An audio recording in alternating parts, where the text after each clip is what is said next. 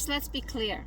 The Byzantine Empire wasn't some small Greek kingdom defending itself. It was the continuation of the Byzantine Empire. And it didn't call itself the Byzantine Empire, it called itself the Roman Empire. For more than 1,000 years, Byzantine emperors fought wars, conquered territory, collected taxes, and ruled over many different peoples. Their subjects included Greeks, Armenians, Slavs, Syrians, Romanians, Bulgarians, Arabs, and many others.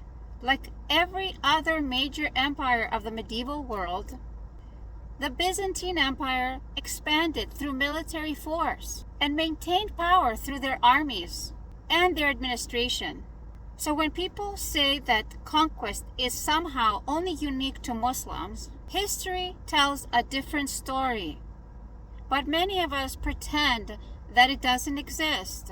Another common claim is that Muslims mixed religion with government. But centuries before Islam existed, the Byzantine Empire had already made Christianity the official religion of the empire. And you can imagine what happened to those who weren't Christian for 1,100 years.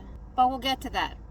Pagan temples were closed. Religious dissenters were punished. Various Christian groups that were considered heretical by the state were persecuted.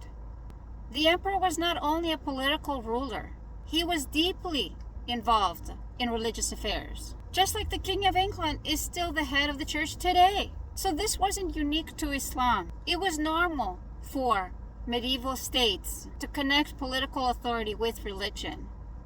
That's primarily what gave them power. And sometimes people talk as if everything was peaceful and rainbows until the Ottomans came along. The Byzantine Empire spent centuries fighting Persians, Arabs, Bulgarians, Slavs, and many others. It conquered territories. It lost territories. Then it tried to reconquer those same territories. This cycle of warfare was a normal reality of medieval empires. When the Ottomans expanded into Byzantine lands, they weren't introducing conquest to the lands. It already existed. They were just becoming the latest empire in the region that had seen imperial competition for centuries. The point is not that the Byzantines were evil, and the point is not that the Ottomans were the best. The point is to be consistent. If conquest is wrong, then apply that standard to everyone. If ruling over different peoples is wrong, then apply that to everyone. If using religion to maintain your political authority is wrong, then apply it to everyone. Too often, people criticize Muslim empires for the very same actions that were already common in the Byzantine and Roman Empire long before Islam appeared. Wow, what a concept. History is more complicated than villains and heroes. And the Byzantine Empire lasted for over 1,100 years. Can you imagine how many people died during that time of persecution, of persecuting people that were not Christian because the empire was officially Christian?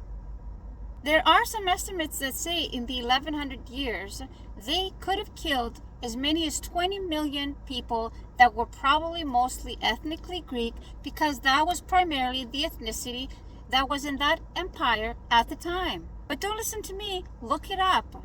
The Ottoman Empire inherited lands that had belonged to the Byzantine and Roman Empire for centuries. And neither empire was uniquely peaceful.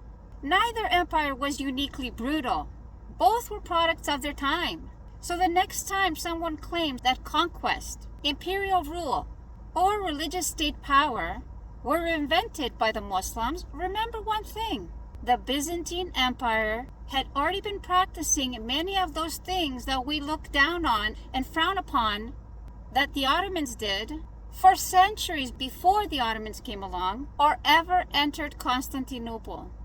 So think about that the next time you're thinking that it's all the Muslims' fault, it's all the Ottomans' fault, it's all the Arabic Empire's fault, because that's just not true.